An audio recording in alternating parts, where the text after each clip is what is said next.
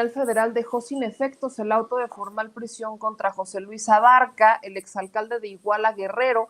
El abogado Luis Argüelles dice que ni el expresidente ni su esposa están acusados directamente por la desaparición de los 43 normalistas de Ayotzinapa y ya venían con amparos, ¿no? Venían tramitando con estos amparos en donde pedían la reposición del proceso. ¿Qué significa el que dejen sin efectos el auto de formal prisión? ¿Mañana quedaría libre o cómo funciona? Aquí tenemos que ver otra situación. Vamos a cambiar el paradigma para dar respuesta a esta pregunta. Regresamos al proceso tradicional y ahí encontramos uno de los desencantos de la sociedad mexicana por haberles generado una expectativa que no fue de origen el tema de la desaparición de los 43 estudiantes de Ayotzinapa, porque eso fue lo que se gestó originalmente, fue lo que se dijo y fue la apreciación que se tuvo en la colectividad. Y hoy que tenemos esta nota, hoy que se transparenta, pues resulta que el señor Abarca y su esposa fueron procesados por delincuencia organizada y por operaciones con recursos de procedencia ilícita, lavado de dinero. ¿Qué es lo que sucede? En el proceso anterior, la finalidad que se tenía, en el proceso mixto, la finalidad era llegar a lo que es la verdad histórica, es decir, verificar cómo fueron los acontecimientos. El paradigma procesal era distinto para poder llegar a una sentencia. Se hablaba de una averiguación previa, se hablaba del plazo constitucional, un término de formal prisión, y se hablaba de la fase de instrucción en donde se tenían que ir aportando todos los elementos probatorios para que posteriormente hubiera una acusación en la etapa de conclusiones y una sentencia. ¿Qué es lo que pasa con esta situación que hemos tenido que padecer muy desafortunadamente? Si me permite, quiero hacer una exposición muy breve para los efectos de tratar de ser más dúctil en mi comunicación. Debemos atender a tres vertientes cuando se habla del debido proceso. Tenemos el debido proceso en sentido genérico que conlleva la concatenación a partir de un principio lógico antecedente consecuente. Es decir, para poder pasar del 1 al 5 tengo que pasar por el 2, por el 3, por el 4 y hasta llegar al 5. Ese es el debido proceso. Adjetivo de forma genérica. Cuando hay una violación al debido proceso, se repone para los efectos de si faltó alguna constancia procesal, si faltó algún careo, y entonces se repone para ese efecto, de que se lleve a cabo esa diligencia y no dejar en un estado de indefensión a la persona que está siendo procesada. Repito, está siendo procesada, todavía no es penalmente responsable. Tenemos otra fase del debido proceso, que es el debido proceso probatorio, que aquí es donde debemos de tener muchísimo cuidado. El debido proceso probatorio atañe a la validez de los elementos de prueba. En derecho hablamos de válido o no válido. ¿Cuándo un acto de autoridad es válido? Cuando se lleva en estricto apego al respeto a los derechos humanos. Es decir, en palabras muy llanas, un acto de autoridad es válido cuando se lleva a cabo con ética. Si una investigación está truqueada, si una investigación se lleva a cabo a partir de torturas, si se lleva a cabo sin ninguna disposición de las formalidades que la ley establece, resulta entonces que esos actos de autoridad no van a ser válidos. ¿Qué es lo que sucede cuando se llega a advertir este tipo de acontecimientos? Que la autoridad investigadora es responsable precisamente de no haber llevado esas técnicas de investigación con el esmero, con la pulcritud correspondiente. Y eso es lo que verdaderamente genera un conflicto. En ocasiones, por las premuras, en ocasiones, por las instrucciones que se llegan a dar, en otras ocasiones, por una situación de ansiedad de establecer resultados de manera inmediata, y entonces lo que se genera es una cantidad de inconsistencias procesales que efectivamente, cuando se otorgan el amparo y protección de la justicia federal para los procesados, lo que se está evidenciando en esencia son esas faltas de inconsistencia que tiene en la investigación o en los actos de autoridad. ¿Qué es lo que conlleva? El tercer punto, si me permite solamente la explicación, es un tema que en materia penal es fundamental. Se llama debido proceso sustantivo. Es decir, la conducta tiene que embonar exactamente en lo que está descrito en el tipo penal. Entonces, cuando se hace referencia a que hay una vulneración al debido proceso, pues no es otra cosa más que ver que el hecho pudo haber sucedido, por supuesto, pero y aquí voy a ser muy responsable y a título personal voy a hacer esa exposición. El Estado es generador de impunidad. Y el Estado es generador de impunidad a partir precisamente de ciertas presiones que se llegan a dar a los operadores para que lleven a cabo acciones que no necesariamente corresponden a lo que debería llevarse en una investigación pulcra. El Estado mexicano hoy en día no puede bajo ninguna circunstancia sustraerse de los acuerdos de carácter internacional.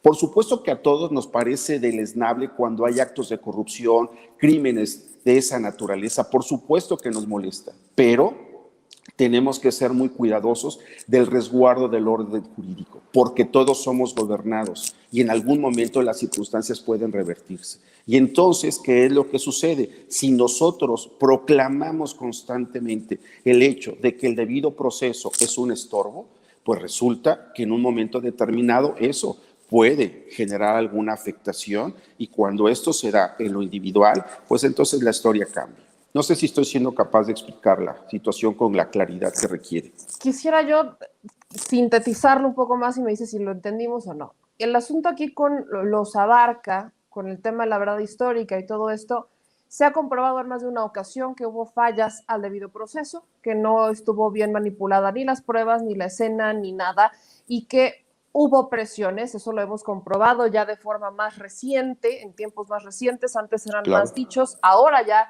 existen más evidencias que empiezan a dejar claro que no era una verdad histórica, sino que era más como una mentira histórica el asunto de los 43 normalistas de Ayotzinapa. Y el hecho de que hayamos tenido todas estas fallas por parte del propio Estado, que es el que debería de haber contribuido con las pruebas y que debería de haber, pues vaya, puesto todo el organismo y el sistema a trabajar como debe trabajar, hizo lo opuesto y entonces hoy, en el caso de los Abarca, podríamos estar cerca de una impunidad. Podríamos estar cerca de una situación en la cual se dejen en libertad a las personas y que a lo mejor ciertos acontecimientos no significa que los hechos no hayan acontecido. Significa que ante la incapacidad de probar esos acontecimientos no se puede llegar a la conclusión de si hay o no un delito técnicamente. Entonces eso genera impunidad. Por supuesto, la explicación que usted vierte me parece muy puntual. Precisamente el Estado aquí, es por eso mi expresión, es generador de impunidad. A partir de una serie de circunstancias, de inconsistencias que se llevaron a cabo. Hay un tema que a lo mejor la sociedad no conoce y creo que, si me lo permite, podría ser en este momento oportuno que lo sepan.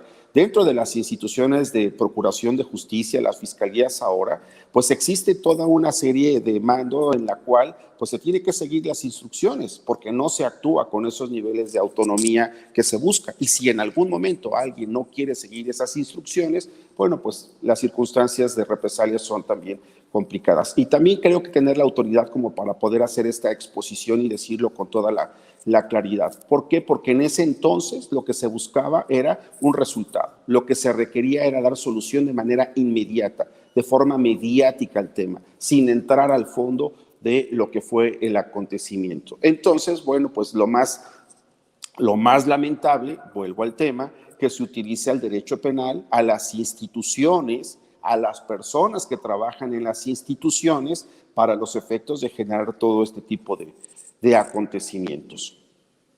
Acá lo voy a vincular con el otro tema que tenemos hoy, porque es más o menos lo mismo, pero en dos situaciones y dos contextos, dos casos distintos.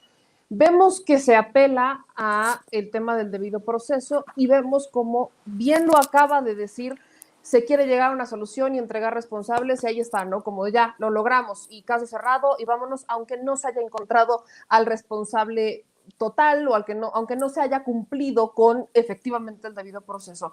Y un caso que me remito a tocar es el de Israel Vallarta. En este caso, ¿no? Él lleva 15 años ya en prisión sin una sentencia, apelando a que es inocente, apelando a que fue torturado con el protocolo de Estambul ya en mano, apelando a que no tiene sentencia, no tiene nada, no hay mucho en su contra. Y está, obviamente, Florence Cassés, que a ella sí la dejan en libertad, él busca pegarse exactamente al mismo criterio y le dicen no. Me remito igual a un caso como una Brenda Quevedo, ¿no? Que ya tendríamos incluso una recomendación de una organización internacional de la ONU pidiendo su liberación, y más o menos son los mismos años y no vemos que ellos tengan ni siquiera el mismo, no quisiera llamarlo así, pero así lo veo, privilegio que los abarca, que bien podrían estar involucrados y ellos sí obtienen dejan sin efecto la autodeformal prisión en contra de ellos, y es menos tiempo incluso, ¿no? Hablo de 2 casos de 13, 14, 15 años contra lo que llevan los abarca ahí. Entonces, ¿cómo funciona? ¿Cómo entendemos el debido proceso? ¿Cómo entendemos el proceso penal cuando aparentemente estamos viendo que es mucho más un tema político y de conveniencia que un tema de justicia? Aquí es algo bien importante. Y cuando nosotros hablamos de justicia, tenemos que ubicar que la justicia, cuando hablamos técnicamente de justicia, es la aplicación de la norma jurídica. Esa es la justicia. Estamos hablando de la aplicación de la norma jurídica. En ocasiones, y por supuesto, la justicia es aspiracional. Siempre quedamos a deber cuando estamos hablando de una justicia desde la perspectiva filosófica, desde una perspectiva ética. Por supuesto que hoy buscamos que el derecho esté nutrido de ética para los efectos de que los actos de autoridad tengan estos actos de validez, estos actos eminentemente en donde se legitimen. Cada caso es diferente. En el caso del señor Vallarta, una situación sumamente lamentable también, encontramos que aquí hay una vertiente donde si no se ha emitido una sentencia, es porque existe la posibilidad por parte de la defensa de estar aportando todos los elementos de prueba hasta que considere satisfecho la posibilidad de tener los elementos que desvirtúen la acusación. La carga de la prueba la tiene el agente del Ministerio Público, pero sí la defensa que está llevando a cabo, está apoyando a estas personas, resulta que ha considerado por su estrategia que en un momento determinado es un tema relacionado con los intereses que están representando. Bueno, aquí es por esa razón, no es porque el sistema o el juez esté retardando el proceso. Es una situación de estrategia de la persona porque sabemos que faltaban algunos careos, que se requería que la persona que había hecho la transmisión en el momento mismo de la supuesta detención compareciera para los efectos de un careo, y entonces era un tema significativo. Eso es un tema que para la defensa era importante. Entonces, por supuesto que, repito, son casos particulares, por estrategia, seguramente, han estado en esta vertiente. Aquí la defensa, con todo el respeto, yo no me puedo involucrar ni dar una opinión inadecuada, pues es la que tiene la responsabilidad de decidir si con lo que tiene ha logrado desvirtuar las imputaciones, porque algo que es muy importante, el gobernado no tiene por qué demostrar su inocencia. El gobernado lo que tiene que hacer en todo caso es desvirtuar las imputaciones que obran en su contra. Quien tiene la carga de la prueba es el agente del Ministerio Público como parte procesal activa. No se parte de la idea de que la persona es culpable. Se tiene que partir de la idea de que la persona existe una presunción de inocencia. Y esta presunción de inocencia es un tema que conlleva literalmente a la necesidad del Estado, a través del agente del Ministerio Público y de todo el órgano investigador, a llevar a cabo esta situación. Ahora, aquí es un tema también bien importante y que volvemos al tema de carácter político. El agente del Ministerio Público tiene la obligación de demostrar o no la existencia del delito. Eso es una circunstancia donde se habla de una investigación de carácter objetiva. ¿Cuál es el problema? Que se parte de la idea que la persona que está siendo investigada tiene que ser la principal fuente de información, la que provea los elementos para que a partir de ellos se investigue. No, se tiene que partir de una investigación eminentemente objetiva, de un hecho que surge en el mundo fáctico y que a partir de eso se va a hacer la investigación para poderlo acreditar a una persona. De lo contrario, pues hemos visto experiencias bien lamentables durante los sexenios pasados que se fabricaban literalmente delitos, delincuencia organizada, que después de 4 o 5 años salían en libertad, pero no solamente es el hecho de salir, se les desgracia la vida, se les desgracia la familia, el prestigio, y salen con un resentimiento mayúsculo.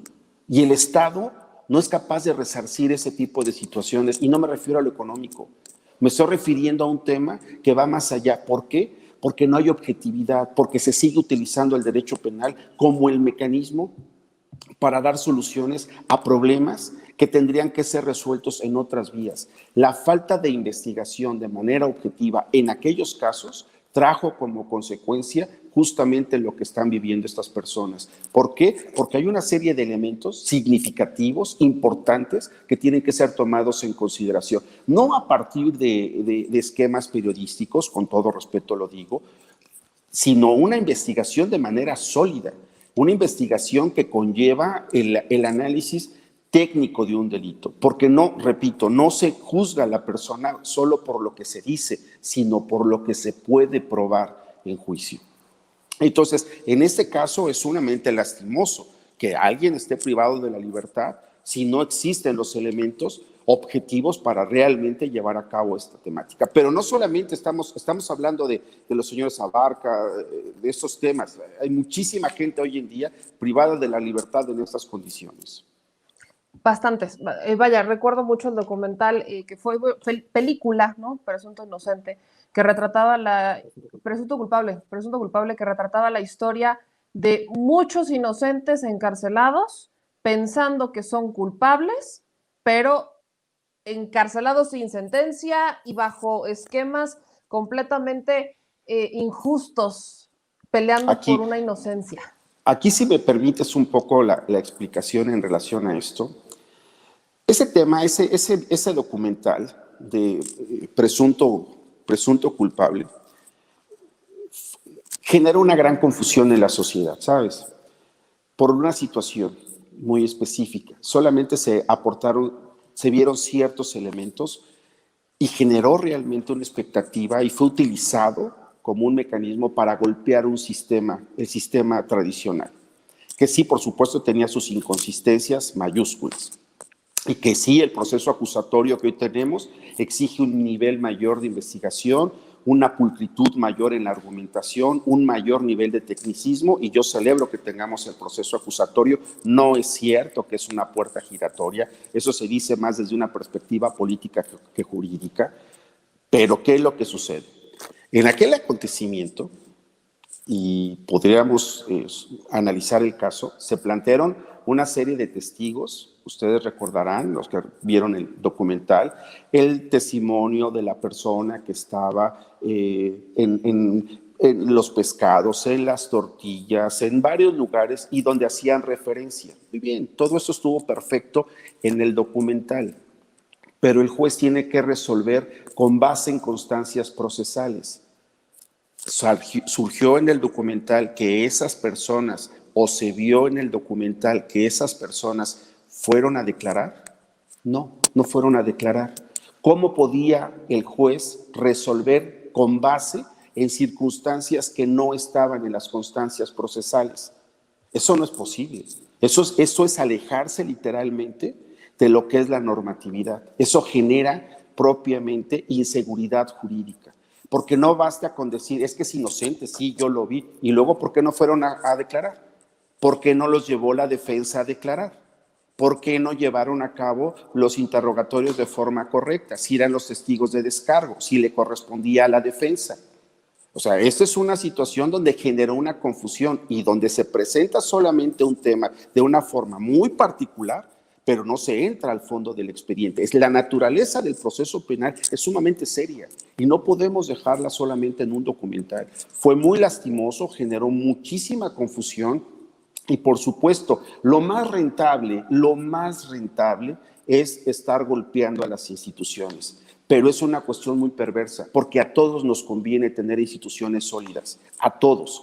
Y nos conviene tener instituciones en términos generales. Nos interesa que la gente del Ministerio Público esté preparado, que el policía, que los defensores públicos estén preparados. A todos nos conviene porque finalmente somos gobernados, tenemos la necesidad de la fortaleza de las instituciones y seguimos con esta vertiente romántica de que si traen al señor García Luna y lo metan a la cárcel, por Dios santísimo, llevemos a cabo la figura de extinción de dominio, fortalezcamos a las instituciones a partir de los recursos que provienen de actividades ilícitas. Lo podemos hacer. Lo contrario es una perversidad, estar generando expectativas por parte de la autoridad que se cree que porque se libró una orden de aprehensión ya la persona es culpable. ¿Y qué pasaría si llegado el momento se libra la orden de aprehensión? Porque el hecho de que se libre la orden de aprehensión, repito, no significa que lo vayan a vincular a proceso. Y si resulta que el juez dice, pues fíjense que no hay elementos para vincular a proceso. Y entonces, toda la expectativa que se generó, volvemos al tema de que haya actos de corrupción. No, la ignorancia también es corrupción. Y cuando la ignorancia se institucionaliza, es sumamente peligrosa. Cuando desde el púlpito de poder se dicen cosas que no tienen sustentabilidad en el orden jurídico, es verdaderamente perverso, porque se engaña a la gente. Entonces, ¿en dónde está la falla? Porque en la comunicación y en la ignorancia. Ahí es. Claro. Y lo pregunto, lo repito, porque son varios casos, dependiendo de dónde lo veamos y dependiendo del caso, vemos que hay un proceso que trae alguna falla. No vemos los Abarca y hablamos de la impunidad desde el Estado. Vemos el tema de un Israel Vallarta y vemos que lleva, tanto la defensa no ha terminado de agotar o insiste en agotar todas sus pruebas, pero tampoco vemos que del otro lado hayan aportado mucho más del caso y que pues ahí está es la incertidumbre de hasta dónde vamos a terminar o dónde va a parar. Vemos casos en donde, me recuerdo mucho el del Mochomo recientísimo, que iba entrando y por aquí ya lo estaban sacando porque se habían parado y todavía lo volvieron a meter. Ese tipo de situaciones, ¿en dónde está la falla del parte del gobierno, de parte de la fiscalía o por parte del abuso o de la interpretación de la ley y encima le metemos como aderezo y cereza del pastel la corrupción que hay en el Poder Judicial con uno que otro juez o abogado que se presta a lana? ¿Dónde y cómo solucionar? Ya deje usted la falla. ¿Cómo solucionar la falla? Yo creo que somos un Estado en construcción y ya vemos muchos abogados que estamos pugnando porque las cosas sean diferentes. Yo puedo dar testimonio que hay muchísimos servidores públicos honestos en las fiscalías, en la Fiscalía General de la República, y no trabajo y nunca he trabajado en la Fiscalía, jamás. Puedo dar testimonio que hay jueces íntegros, honestos. Puedo dar testimonio de gente, defensores públicos, que se capacitan incluso por sus propios medios, cuando el Estado es el que tendría que capacitarlos, darle las herramientas. ¿Qué es lo que sucede? Que se utiliza el derecho penal como un mecanismo de espectacularidad, como un mecanismo para dar un relumbrón a ciertas acciones y de esa manera generar acciones que pues, puedan encandilar a cierto sector de la sociedad. Porque no podemos utilizar al derecho penal como una venganza privada, como en la época precisamente de una sociedad en donde literalmente se llevaban a cabo acciones que eran solamente para vengarnos de los adversarios. Aquí, por supuesto, no podemos estar de acuerdo con la delincuencia organizada, no podemos bajo ninguna circunstancia estar a favor de hechos de corrupción, pero bajo ninguna circunstancia.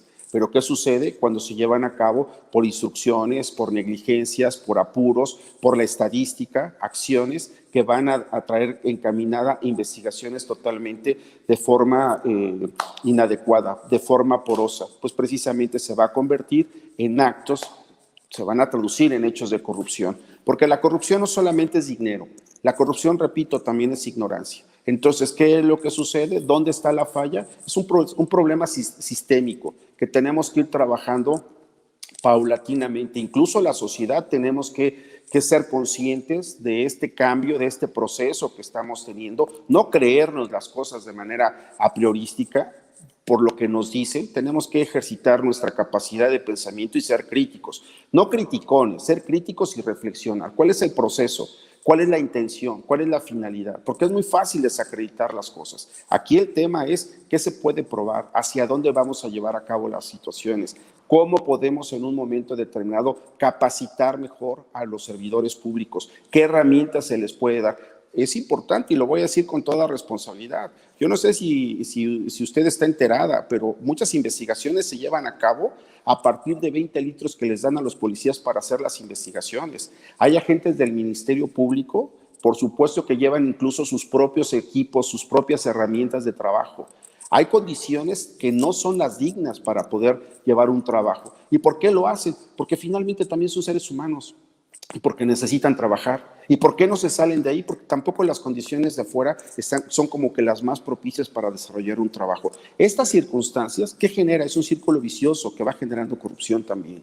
No se justifica, pero se entiende todo este problema sistémico que se puede llegar a dar. Entonces, ¿cómo le podemos pedir o cómo podemos exigir investigaciones técnicas, pulcras, si no se proveen de las herramientas necesarias para que puedan llevar a cabo un trabajo digno? Por supuesto, regreso a la figura de extinción de dominio. Debilitemos a los grupos delictivos, a la gente que ha llevado a cabo hechos de corrupción a través precisamente de recuperar esos recursos y que se pueda fortalecer las instituciones. Esto sería una temática muy adecuada para los efectos de ir fortaleciendo pues, el sistema para que la gente tenga realmente acceso a la procuración de justicia, a una tutela judicial adecuada. Pienso que esa sería una de las rutas, de muchas que hay, por supuesto, la capacitación sistemática. No debemos sustraernos hoy en día que tenemos una serie de instrumentos internacionales que nos vinculan, nos obligan, que tenemos que seguirlos. Los derechos humanos realmente han sido mal entendidos. Si lo llevamos desde una perspectiva pragmática, lo que estamos buscando con los derechos humanos es que los actos de autoridad sean legítimos, que se legitime las acciones a partir de la ética. ¿Qué problema tenemos con eso? Creo que lo conveniente o lo adecuado para un Estado precisamente es que se legitime ante sus gobernados y ante la comunidad internacional por actuar de una forma totalmente ética. Entonces, no me parece que el hecho de utilizar el derecho penal desde una perspectiva solamente pues, rentable en el momento para generar una acción y después decir, bueno, es que es muy tardado comparado con ¿qué? ¿Cuánto tiempo es tardado? ¿2 años? 2 años comparado con qué es mucho tiempo. Son aspectos muy subjetivos, pero entonces, y cuando regresa a México la persona y a lo mejor sigue el proceso y a lo mejor resulta que de verdad no teníamos antes forma de investigar o de indagar que alguien está vinculado con la delincuencia organizada, con actos de corrupción, con hechos que verdaderamente estaban poniendo en predicamento al Estado mexicano. O sea, fue necesario que en Estados Unidos reaccionaran como para que nosotros pudiéramos apenas iniciar, o es que en un momento determinado eso no interesaba. No lo sé, no estoy juzgando, simplemente son situaciones que de suyo pues generan suspicacia.